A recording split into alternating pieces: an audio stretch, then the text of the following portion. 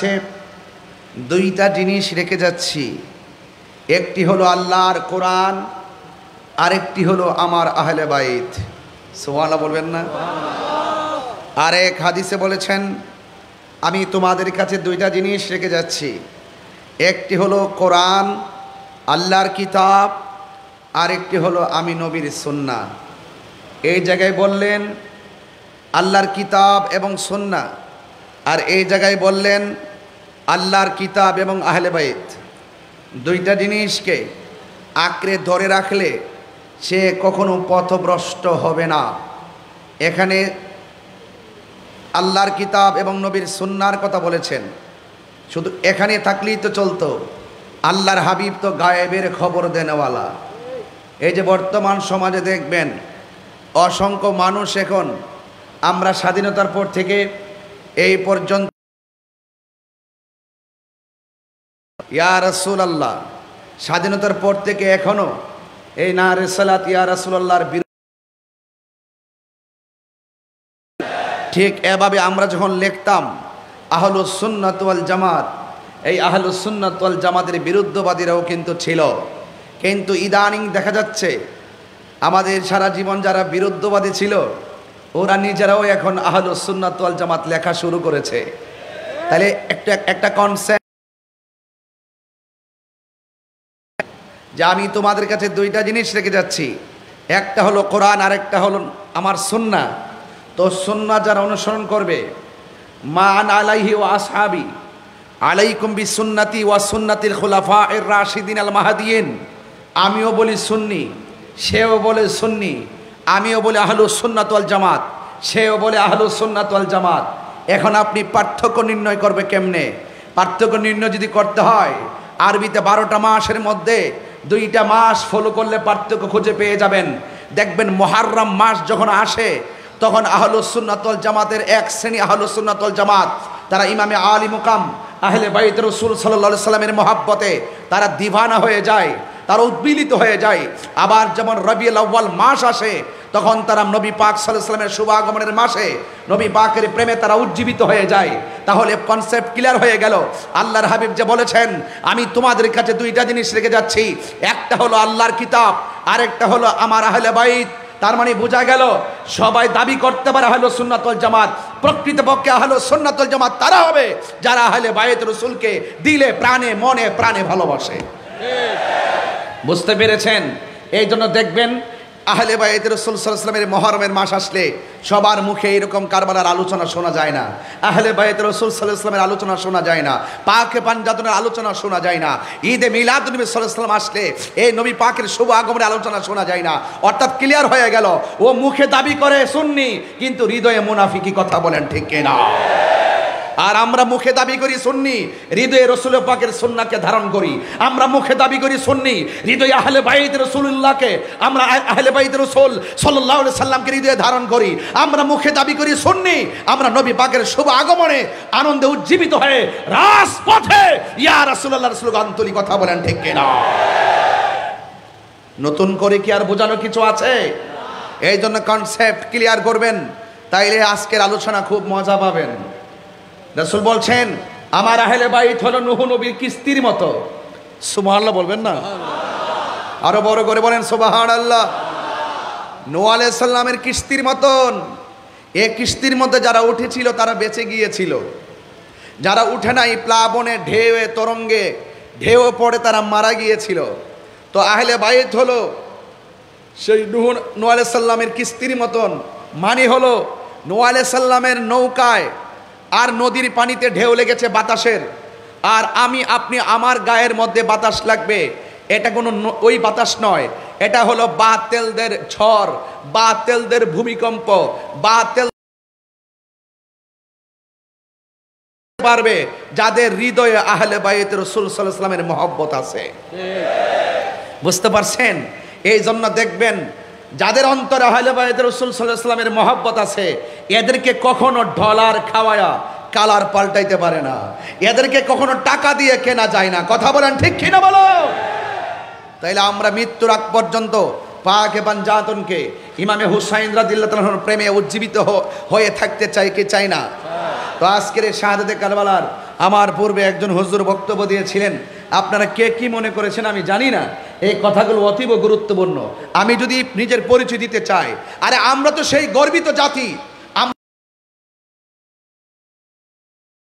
করে অন্যরা পরিচয় দিতে ভয় পায়, অন্যরা পরিচয় দিতে কৌশল করে, একমাত্র সুন্নিরা পরিচয় দিতে কৌশল করে না। এরা মৃত্যুর পর থেকে যেই পরিচয় দিয়েছে সব সময় সেই পরিচয় দিবে আর আওয়াজ করে বলবে তুমি কে আমি কে।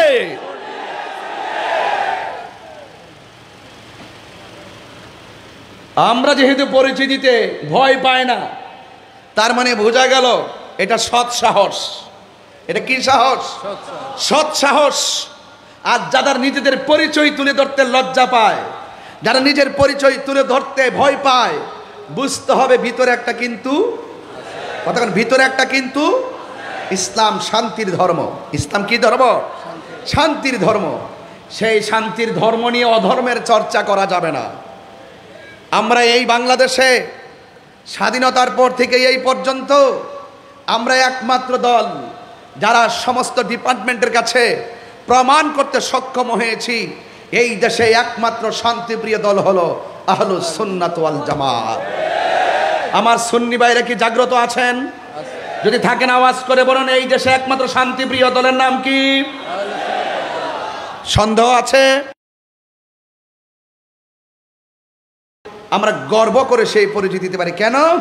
আমরা ইমাম হুসাইনি কাফেলার লোক। কথা বলেন ঠিক কিনা? সংখ্যায় 72 হতে পারে। সংখ্যা কয়জন? 72 হতে পারে, কিন্তু হাজার হাজার মানুষের মোকাবেলায় নিজের অস্তিত্বকে বিসর্জন দেয় নাই, আদর্শকে বিসর্জন দেয় নাই, নীতিকে বিসর্জন দেয় নাই, এবং জীবন চলে যাওয়ার ভয়ে সত্যকে গোপন করে নাই। হককে প্রতিষ্ঠা করার জন্য যিনি রণাঙ্গনে রক্ত ঢেলে দিয়েছিলেন, মরুভূমির শুষ্ক আবালকাময় প্রান্তরকে যিনি রক্ত দিয়ে ভিজিয়েছিলেন, তিনি হলেন ইমামে আলী মুকাম, ইমামে হুসাইন রাদিয়াল্লাহু তাআলা আনহু। কথা বলেন ঠিক কিনা? তো সেই ইমামে হুসাইন রাদিয়াল্লাহু তাআলা আনহুর মহব্বতে আজকে যারা এসেছেন, আমি যতটুকু আলোচনা করব, মেহেরবানি করে আমার আলোচনা ঘটনা হিসাবে শুনবেন না, আমার আলোচনা শুনবেন চেতনা হিসাবে।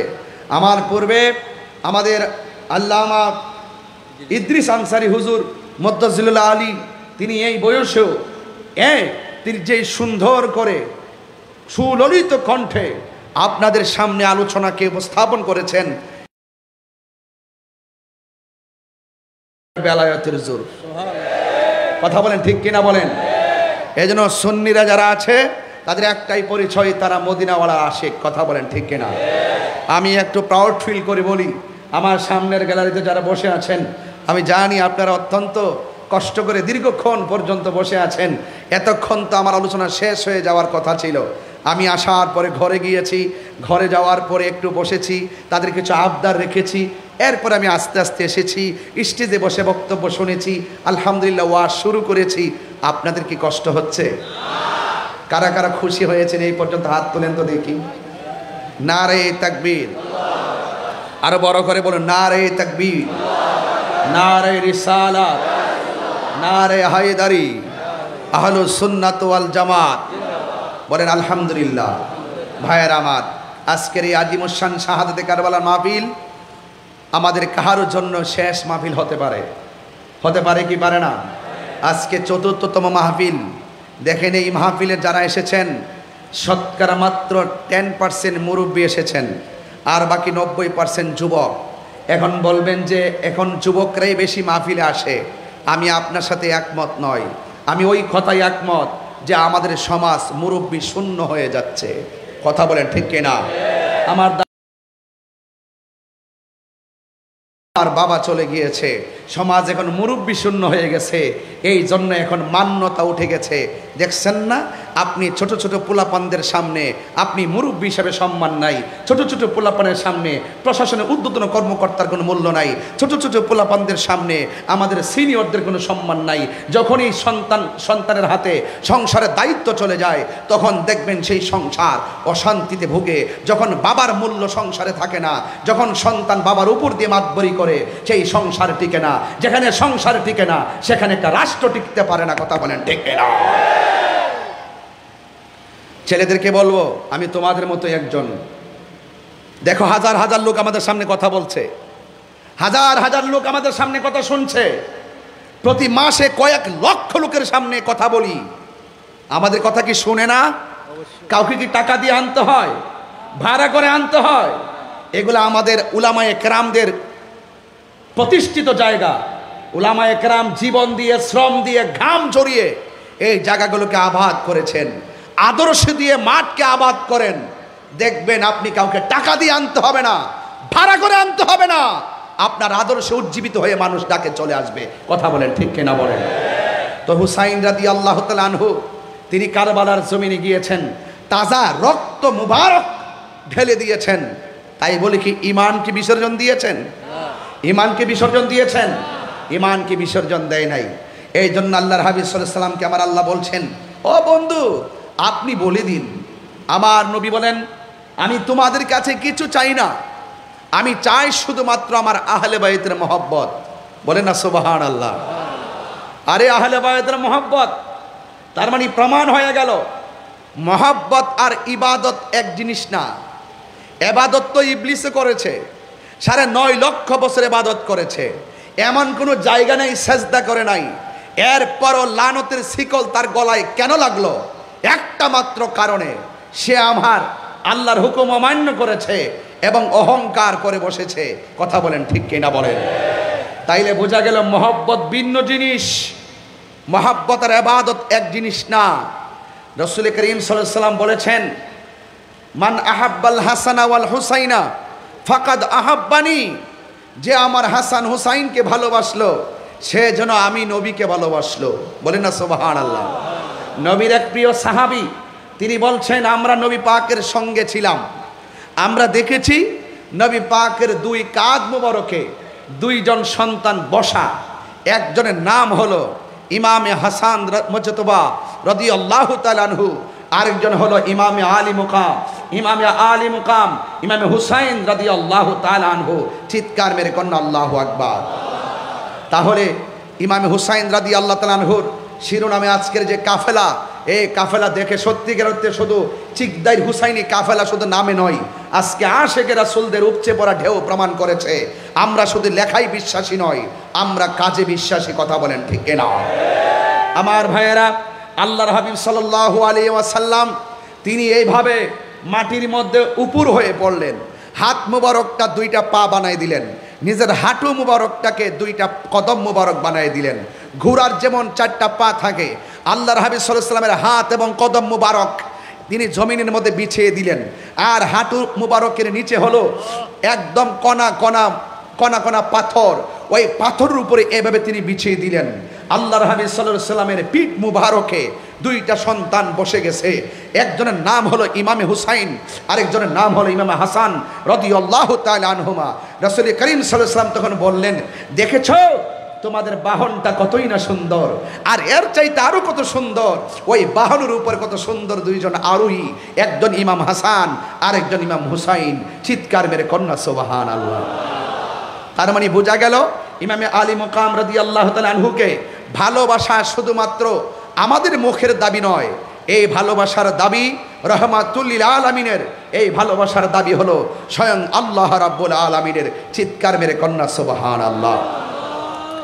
আমার যুবক ভাইয়েরা, আমার মুরব্বী বাবাজিরা, আমি সংক্ষিপ্ত পরিসরে যেই কথাগুলো বলার চেষ্টা করব, আপনারা সবাই মনোযোগ সহকারে আমার কথাগুলো শুনবেন।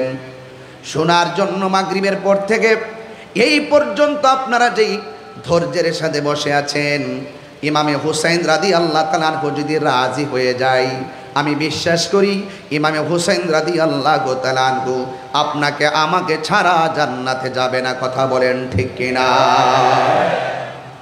আমার ভাইয়েরা, আল্লাহর হাবিব সাল্লাল্লাহু আলাইহি ওয়াসাল্লাম আখাযা বিয়াদি হাসান ওয়া হুসাইনিন, আমার নবী একদিন হাসান হুসাইন রাদিয়াল্লাহু তাআলা আনহুমার 2 হাত মুবারকের মধ্যে এইভাবে ধরলেন। আমার নবী, আপনার নবী এইভাবে ধরলেন। ধরার পরে আমার নবী বলেন, পৃথিবীর মানুষ, তোমরা যদি আমি নবীকে ভালোবাসতে চাও আমার হাসান হুসাইনকে তোমরা ভালোবাসো। শুধুমাত্র তাই নয়, ওয়া আবাহুমা, তাদের বাবাকে ভালোবাসো। শুধুমাত্র তাই নয়, ওয়া উম্মাহুমা, তাদের মা জননীকে ভালোবাসো। তাদের বাবাকে শের খুদা, মুশকিল কুশা, হায়দার কাররার, হযরতে মাওলা আলী রাদিয়াল্লাহু তাআলা আনহু তিনিকে বোঝানো হয়েছে তা হযরতে মাওলা আলীকে ভালোবাসো। এখন প্রশ্ন হলো, হুজুর মাওলা আলী রাদিয়াল্লাহু তাআলা এর মর্তবা কি? আমার নবী, আপনার নবী বলেছেন, আনা মাদিনাতুল ইলমে ওয়া আলীকুন বাবুহা। আমার নবী বলেন, আমি নবী হইলাম এলেমের শহর, আর আমার আলী হলো সেই শহরের দরজা। আর বড় করে বলেন না সুবহানাল্লাহ। এরপরে আমার নবী, আপনার নবী বলেন, মান আহাব্বা আলিয়ান ফাকাদ আহাব্বানি ওয়া মান আহাব্বানি ফাকাদ আহাব্বাল্লাহ। আমার নবী বলে, ও পৃথিবীর মানুষ, তোমরা যারা আমার আলীকে যারা ভালোবাসবে, তারা যেন আমি নবীরে ভালোবাসলো। আমি নবীরে যে ভালোবাসলো, সে স্বয়ং আমার আল্লাহকে ভালোবাসলো। ওয়ামান আবগাদা আলিয়ান ফাকাদ আবগাদানি ওয়ামান আবগাদানি ফাকাদ আবগাদাল্লাহ। যে আমার আলীকে কষ্ট দিল, সে আমি নবীরে কষ্ট দিল। আর আমি নবীরে যে কষ্ট দিল, সে আমার আল্লাহকে কষ্ট দিল। এখন প্রশ্ন হলো, কেউ যদি নবীরে কষ্ট দেয়, কেউ যদি আল্লাহরে কষ্ট দেয়, আমার পূর্বে আল্লামা ইদ্রিস আনসারী হুজুর মুদ্দাজিল্লুল আলী হুজুর বলেছিলেন, কেউ যদি আল্লাহরে কষ্ট দেয়, কেউ যদি নবীরে কষ্ট দেয়, তার জন্য কি শাস্তি রয়েছে? কয়, ওয়া আ'আদ্দা লাহুম আযাবাম মুহিনা। ওয়া আ'আদ্দা লাহুম আযাবাম মুহিনা।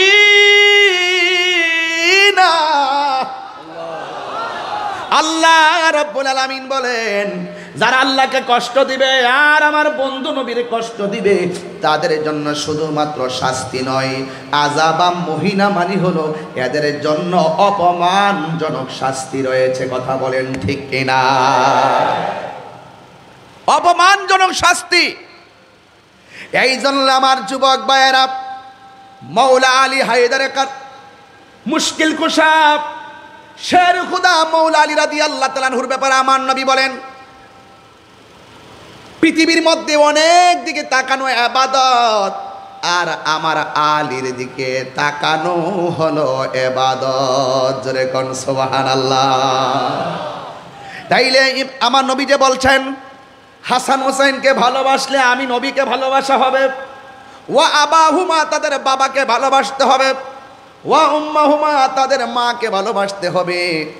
এখন হাসান হোসেনের আম্মা কি রাউজানের ফাতেমার মতো নাকি? তিনি কেমন ফাতেমা? যার মায়ের নাম হলো খাদিজাতুল কুবরা রাদিয়াল্লাহু তাআলা আনহা। আমার আল্লাহ এই পৃথিবীর মধ্যে একটা নারীকে সালাম দিয়েছে, সেই নারীর নাম হলো আমার মা খাদিজাতুল কুবরা। আরে হাত তুলে কোন আল্লাহু আকবার।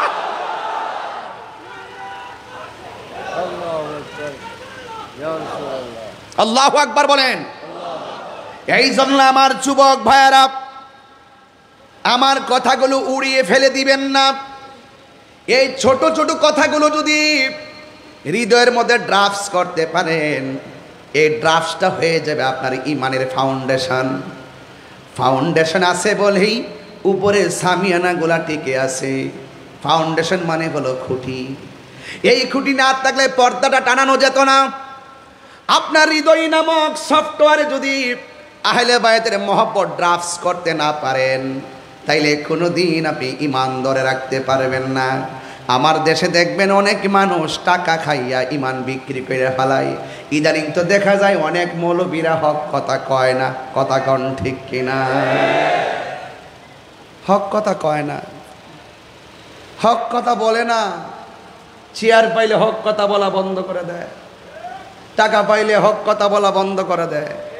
আর আমি তাহির হুজুর 11 মাস ধরে চিল্লাইতাছি, প্রতি মাহফিলে মাহফিলে চিল্লাইতাছি, আরে বাবা হক কথা বলা বন্ধ করবেন না। ইসলাম জিন্দা হতা হয় হর কারবালা কে বাদ। আরে গাছের গোড়ায় পানি দিলে গাছ সতেজ হয়।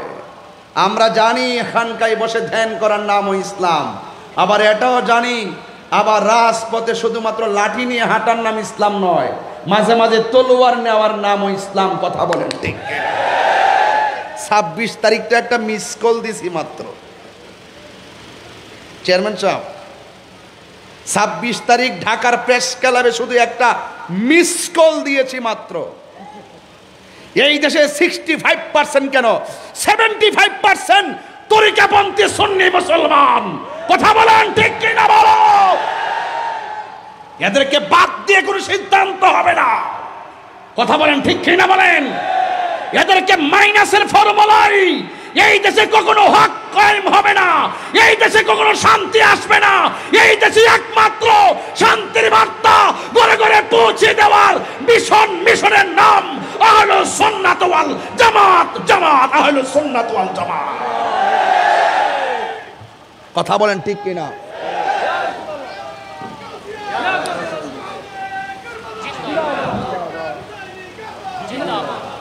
আমার কথা কি কেউ রাজনীতি গন্ধ খুঁজতেছেন? তাহিরির সঙ্গে রাজনীতি গন্ধ খুঁজে কোনো লাভ নাই। আমি দায়িত্বহীন ভাষায় বলছি, আবারও বলছি, ইমামে আলী মুকাম ইমাম হুসাইন, যারা হুসাইনি মুসলমান, তারা কখনো লাল চক্ষুকে ভয় পায় না। আওয়াজে মনে হচ্ছে সেখানেও কি মুনাফিক আছে নাকি? আমরা কি লাল চক্ষুকে ভয় পাই? কেন ভয় পাই না? একটা মাত্র কারণে ভয় পাই না, আমাদের সুন্নিদের চোখের মধ্যে আছে মদিনাওয়ালার সবুজ গম্বুজের দৃশ্য মোবারক। টাকা দিয়ে আমাদেরকে কেনা যায় না, তবে সুন্নিদেরকে আর সুন্নিদেরকেও বলি, আমরা ঐক্যবদ্ধ হওয়ার সুবর্ণ সুযোগ। এই মুহূর্তে ঐক্য হন। ঐক্য যদি না হন, ওই কারবালা যেভাবে করছে এভাবে ধাপে ধাপে আমাদের অনেক ক্ষতি হবে। 90টা মাজার ভেঙ্গেছে, খ্রিস্টানরা ভেঙ্গেছে? এই কথা বলেন, খ্রিস্টান ভেঙ্গেছে? ইহুদিরা ভেঙ্গেছে? হিন্দুরা ভেঙ্গেছে? কারা ভেঙ্গেছে জবাব দেন? কারা ভেঙ্গেছে জবাব দেন? কেন ভাঙলেন আপনি? আপনার ভালো না লাগলে আপনি না যাবেন। কথা বলেন ঠিক কি না বলেন? আপনার ভালো না লাগলে আপনি না যাবেন। যেহেতু এই দেশের মধ্যে ইসলাম আনছেন আল্লাহর ওলিগণ, সেই আল্লাহর ওলিদের মাজার আমরা জিয়ারত করতে যাই। জিয়ারত করা সুন্নতে রাসূল, আমরা জিয়ারত করি। নবী জিয়ারতের কথা বলেছেন, আমরা ওলি আল্লাহর ওসিলা করে আল্লাহর কাছে বলি। এটা কোনো দলিলের বাইরে নয়। যদি কোনো জায়গায় শরীয়ত বহির্ভূত কাজ হয়, আপনার দায়িত্ব ছিল সেই শরীয়ত বহির্ভূত কাজগুলোকে বন্ধ করা। মাথা ব্যথা হয়েছে, আপনার প্রয়োজন ঔষধ খাওয়া। মাথা ব্যথা হয়েছে বলেই গলা কেটে ফেলে দিবেন না। কোনো মাজারে যদি অসামাজিক কাজ হয়, আমরা প্রতিহত করব। কোনো মাজারে আশেপাশে যদি কেউ অন্যায় করে, আমরা তা প্রতিহত করব। আপনি মাজারটা ভাঙলেন কেন? 90টা মাজার ভাঙলেন কেন? তার মানে বোঝা গেল আপনার মাঝে ওই মুনাফিকের চরিত্র বিদ্যমান আছে। কথা বলেন ঠিক?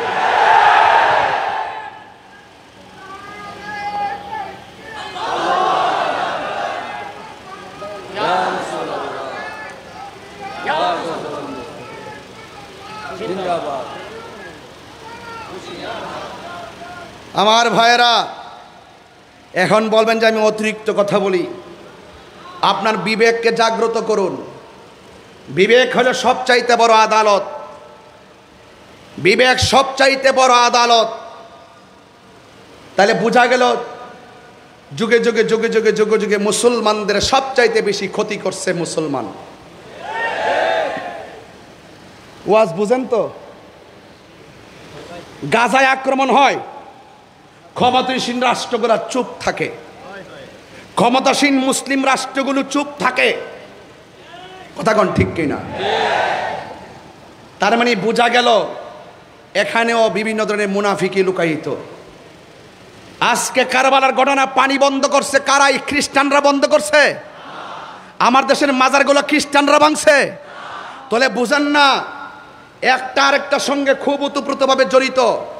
ওই কারবালার মাঠ থেকে দুইটা ভাগ হয়ে গেছে। এই ভাগের রক্ত যার মধ্যে আছে সে হুসাইনি চেতনায় কথা বলে, ওই পাশের রক্ত যার ভিতরে কাজ করেছে এজিদের পক্ষে কথা বলে। বহুত লোক আমার মতন মাইক ধরে এজিদকে বলে রহমাতুল্লাহ আলাইহি। এজিদের নাকি কোনো দোষ নাই, আল্লাহর ওলি। এজিদের সরাসরি দায়ী অংশগ্রহণ ছিল না। এজিদ একবারে ওলি ওলি ওলি ওলি ওলি।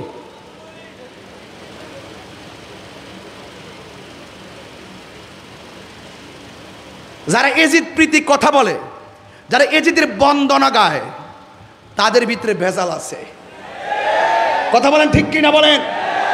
এ কারবালার, আমার কথা কি বেশি করা হয়ে যাচ্ছে নাকি? আবার আমি তো ব্রাহ্মণবাড়ির মানুষ, তো ওই আমার ব্রাহ্মণবাড়ির প্রশাসন আমার ভাই আপনাদের এলাকায়, তাই এই জন্য আমি খাইতে বসে বলছি যে ভাই আমরা রক্তটা তো একটু ভিন্ন, আমরা তো হক কথা বলতে ভয় পাই না, এটা স্বাভাবিক ব্যাপার। আমি আমার বাপকে নিয়ে এখন কথা বলবো না, আমার আধিপত্য নিয়ে কথা বলবো না, আমি হক কথা বলবো। আজকে কারবালার ঘটনাটা যদি খ্রিস্টান ঘটাইতো, মনটাতে বুঝ দিতাম রে। মুসলমান মুখে দাঁড়িয়ে আছে, মাথায় পাগড়ি আছে, ফুরাতের পানি দিয়ে উজু করেছে, আবার জামাতের সাথে নামাজ পড়েছে, কপালে দাগ ফেলে দিয়েছে, আবার তারাই ইমামে আলী মুকামের গলার মধ্যে ছুরি চালিয়ে দিয়ে মরুভূমির বালিকে বিছিয়ে দিয়েছে, আর আপনি বলবেন তাদের দোষ নাই? এটা হতে পারে না, এটা হতে পারে না। এই জন্য আজকে রাউজানের মানুষ বড় ভাগ্যবান, এত সুন্দর পরিবেশ নিয়ে আজকে আমার আজকে কথাগুলো শুনছেন। তাইলে একটু বলুন তো দেখি, আমরা কি এজিদি না হুসাইনি?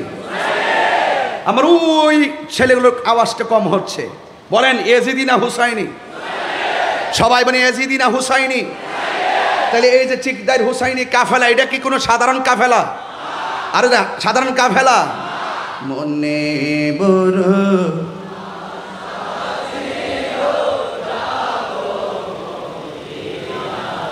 সবাই তো পারেন দেখা যায়, একটু বলেন মনে বড়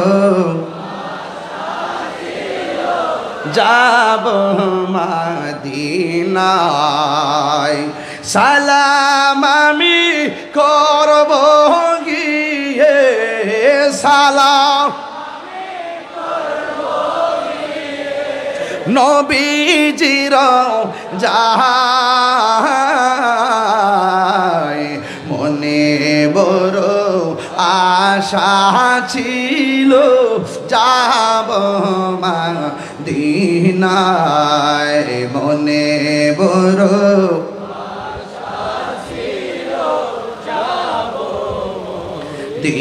মদিনায়। যে কাফেলাতে হুসাইনি কাফেলা দেখে গজলটা টান দিছে আর কি, একটু মিলাই দিয়া যায়। কাফেলাতে কে যাও তুমি, কে যাবে তোরি, সঙ্গে করে নাও গো আমায় একটু দয়া করে। কাফেলাতে কে যাও তুমি, কে যাবে তোরি, সঙ্গে করে নাও গো আমায় একটু দয়া করি, সঙ্গে যদি না নাও মুরে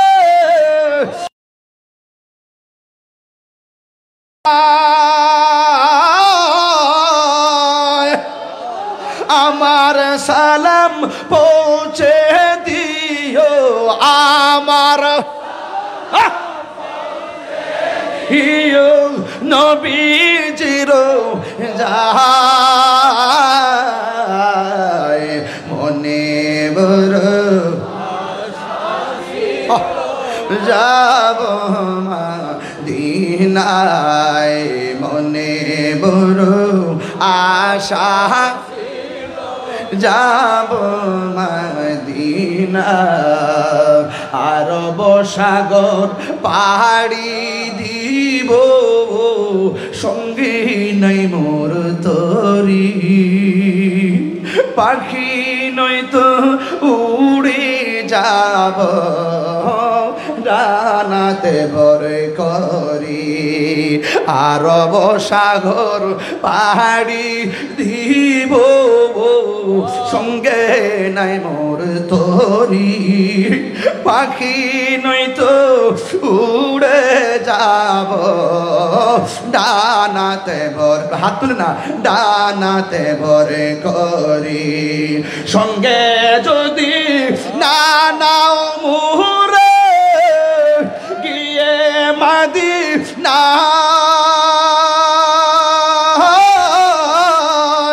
আমার সালাম পৌঁছে দিও, আমার সালাম পৌঁছে দিও, নবীজির যায়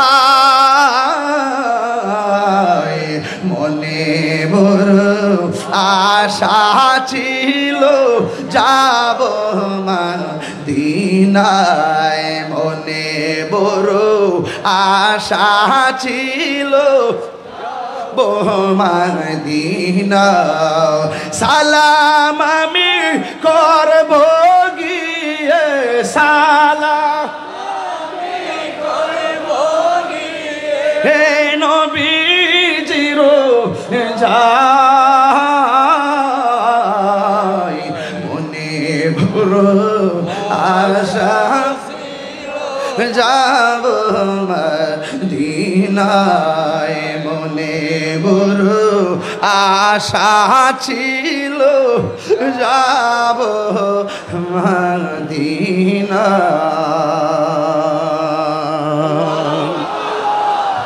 কি দিয়া ওয়াজ বুঝাবো, সাদ আছে সাধ্য নাই। হাইরে কিছুদিন আগে গাজায় যখন ইসরায়েলের আগ্রাসন হলো, আমি গুনাহগার কিছু টাকা পাঠাইছি খাবার কিনা দেওয়ার জন্যে, গাজার মুসলমানদের জন্য কিছু ত্রাণ আমি সাধ্য অনুযায়ী পাঠাইছি, আমার খাবারটা তাদের হাতে গেছে। কিন্তু দেখেন আবার আমার দেশ থেকে গৌসিয়া কমিটি বাংলাদেশ, আহাইরে এশিয়া উপমহাদেশের মধ্যে কে মানবিক সংস্থার নাম গাউসিয়া কমিটি বাংলাদেশ, যেই করোনায় সন্তান মাকে ধরে না, সেই করোনায় গাউসিয়া কমিটি বাংলাদেশের ছেলেগুলা ওই হিন্দুদেরকে সৎকার করেছে, মুসলমানদেরকে গোসল করাইয়া দাফন করাইছে। কথা কোন ঠিক কিনা? ঠিক গাউসিয়া কমিটি বাংলাদেশের পক্ষ থেকে এই বাংলাদেশ থেকে খাবার নিয়া গাজার মুসলমানদের মুখে পৌঁছাইয়া দিয়েছে। এই যুগে যদি ইসরায়েলের আগ্রাসনের মোকাবেলায় ফিলিস্তিন মুসলমানদের মুখের মধ্যে আমরা খাবার পৌঁছাই দিতে পারি, তাইলে আমি নিঃসন্দেহে ওই কথাও বলতে পারি, এই মুহূর্তে যদি কারবালা হইতো, এজিদ বাহিনীরা যদি ইমামে হুসাইন রাদিয়াল্লাহু তাআলা আনহুর জন্য তারা পানি বন্ধ করে দিত, আজকে আমার সামনের গ্যালারিতে যারা চেয়ারে বসে আছেন, আপনারা আপনাদের বাড়ি বিক্রি করতেন, আপনারা আপনাদের জমিন বিক্রি করতেন, আমরা আমাদের জমিন বিক্রি করতাম, আমরা আমাদের সম্পদ বিক্রি করে দিতাম। ইমাম হুসাইন রাদিয়াল্লাহু তাআলা আনহুর জন্য যারা পানি বন্ধ করে দিয়েছে, আমরা বাংলার জমিন থেকে বাড়িঘর বিক্রি কইরা আকাশপথে উইরা যাইয়া ইমামে হুসাইন রাদিয়াল্লাহু তাআলা আনহুর মুখের মধ্যে পানি ঢেলে দিতাম। কথা বলেন ঠিক কিনা? হায়রে কি দিয়া ওয়াজ বুঝাবো? এই জন্য আমাদের মন মানে না। কারবালার ঘটনা আমার হুজুর যখন ওয়াজ করে মানুষ চোখের পানি ফেলায় কান্দে। কেন কান্দে? যেই নবীজি ইমামে হুসাইনের রাদিয়াল্লাহু তাআলা গলার মধ্যে চুমা দিয়েছে, হুজুর ওয়াজের মধ্যে কথাটা বলতেছিল, আরো 1 ঘন্টা করলে আমি শুনতাম। যেই হুসাইন রাদিয়াল্লাহু তাআলার গলার মধ্যে আমার নবীর নূরানি টুট মুবারক লাগায়া চুমা দিছে, ওই গলার মধ্যে তারা ছুরি চালাইয়া দিছে। যে হাসান মুজতাবার মুখের মধ্যে ঠোঁটের মধ্যে আমার নবী রাহমাতুল লিল আলামিন চুমা দিয়েছে, এই ঠোঁটের মধ্যে তারা বিষ ঢেলে দিয়ে বিদায় করে দিয়েছে। ও বন্ধু, যেই নবী সৃষ্টি না কলম হইতো না, ওয়ালা সামাউন আসমান হইতো না, ওয়ালা আরদুন জমিন হইতো না, ওয়ালা জিন্নুন জিন হইতো না, ওয়ালা মালাকুন ফেরেশতা হইতো না, ওয়ালা ইনসুন মানুষ হতো না, ওয়ালা আরদুন জমিন হতো না। আরে যেই নবী সৃষ্টি না হলে পানি সৃষ্টি হইতো না, ওই নবীর নাতির জন্য তারা কেমনে পানি বন্ধ করে দিলি? রোজ হাসর মে ক্যা জবাব হয় মুস্তাফা কে সামনে, আমার নবীর সামনে তোরা কেমনে মুখ দেখাবি? আজকে এই কারবালার মাসে, আগামীকাল কিন্তু মুহররমের 10 তারিখে, আরে কেমন একটা রাতের মধ্যে বসছেন আপনারা জানেন?